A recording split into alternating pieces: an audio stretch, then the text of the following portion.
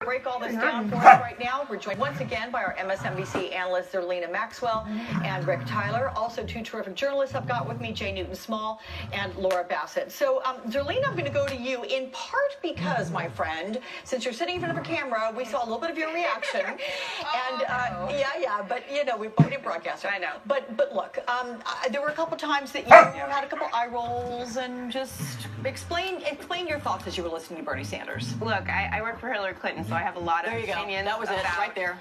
Bernie Sanders. But, you know, to be very serious about it, I clocked it. He did not mention race or gender until 23 minutes into the speech. And just for point of comparison, I went back and looked at Elizabeth Warren's opening speech, for example. She mentions race and discrimination in the first paragraph. So that's a big difference.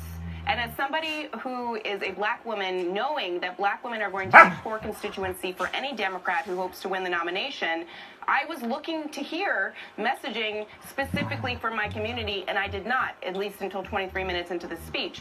A lot of what Bernie Sanders is said today, we've heard before, right?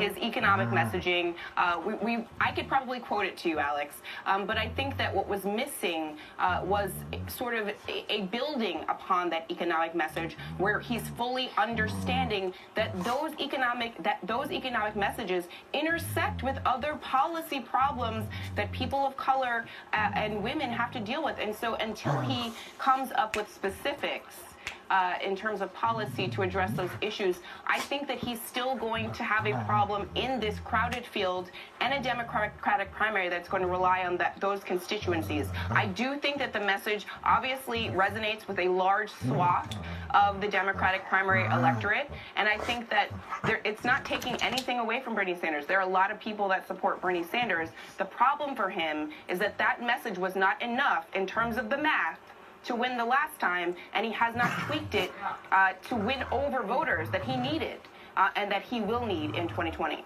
Okay, Rick Tyler.